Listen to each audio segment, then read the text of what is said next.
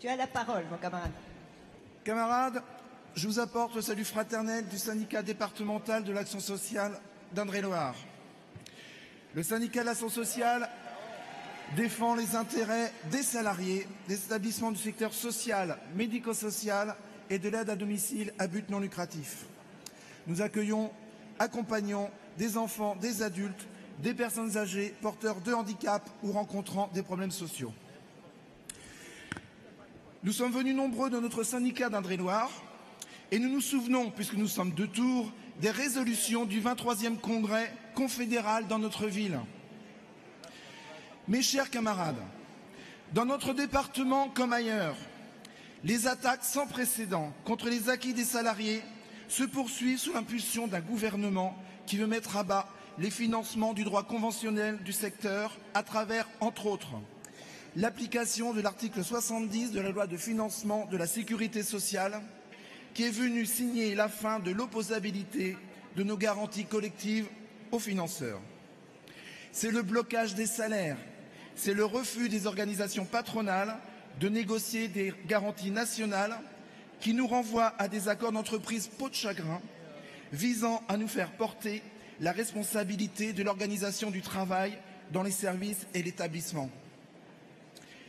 L'esprit du syndicalisme libre, indépendant et confédéré n'est pas celui d'un syndicalisme maison, d'un syndicalisme d'accompagnement. Notre syndicalisme, c'est celui de la revendication sur le terrain économique de la lutte de classe conformément à la charte d'Amiens. Mes chers camarades, la situation est extrêmement grave dans notre secteur. Nous sommes en train de rejoindre les situations considérablement dégradées de l'hôpital et des EHPAD.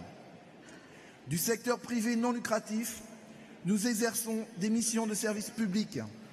Nous vivons, nous aussi, comme dans les hôpitaux, comme dans les EHPAD, comme à la SNCF, les restrictions budgétaires, la précarité, le manque de personnel, la déqualification, les suppressions de postes, la dégradation permanente et exponentielle des conditions de travail, le blocage des salaires. Avec le syndicat, partout dans les établissements, à chaque conseil syndical, nous tentons d'établir et d'améliorer notre cahier de revendications. Notre mandat, c'est cela. C'est celui de porter les revendications inscrites dans notre cahier, conformément à nos résolutions, à celles prises en congrès par nos fédérations et notre confédération. Mes camarades, ce qui s'applique en bas doit s'appliquer en haut. Pour notre syndicat, les positions prises par notre confédération depuis juin 2017 ont provoqué de nombreuses et tumultueuses discussions. Aujourd'hui, malgré un assentiment général pour les premières années d'activité de ce mandat, l'accompagnement de Force ouvrière dans la concertation sur les ordonnances Macron et les positions prises depuis ont largement pesé sur notre décision. Notre syndicat a décidé de voter contre le rapport d'activité et ce n'est pas un procès de cour de récréation. Car il n'y a pas à tortiller, où que l'on soit, de la cave au grenier, à quelque responsabilité que l'on soit, c'est le mandat de l'organisation qui doit être en toutes circonstances porté.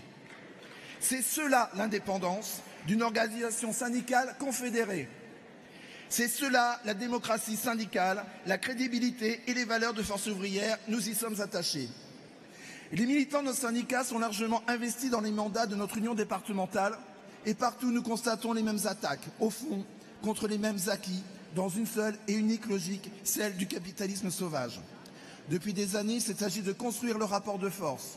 Lors des manifestations contre la loi travail, notre organisation a clairement été identifiée par les médias et les salariés comme étant à la pointe du mouvement revendicatif.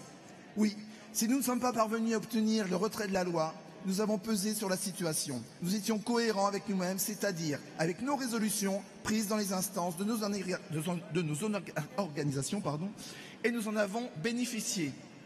Le volte-face du bureau confédéral au moment de la mise en place des ordonnances Macron, volte-face confirmé avec la signature de l'ANI sur la réforme de la formation professionnelle, a suscité dans les rangs de notre organisation nombre d'interrogations et d'incompréhensions.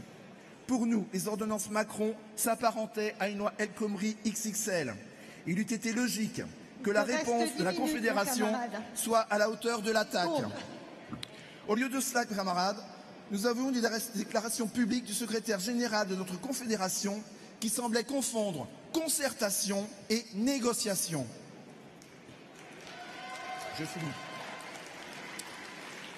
La négociation ne peut s'effectuer que sur la base du rapport de force. C'est le b.a.-ba du syndicalisme. Il était temps, et les militants l'attendaient, de se donner les moyens d'organiser la grève interpro sur la base des revendications communes à tous les secteurs. Alors d'aucuns disent, c'est vrai, que la grève générale ne se décrète pas, qu'il ne suffit pas d'appuyer sur un bouton. Mais camarades, quand on affirme cela, il ne faut pas en même temps mettre le pied sur le frein. Pour la satisfaction, j'ai fini.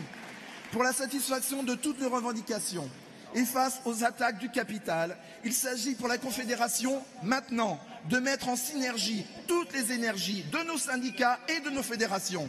N'y allons pas par quatre chemins. Dès la fin de ce congrès, préparons la grève interprofessionnelle reconductible. Vive le syndicalisme libre et indépendant. Vive la Confédération générale du travail, force ouvrière. Je vous remercie.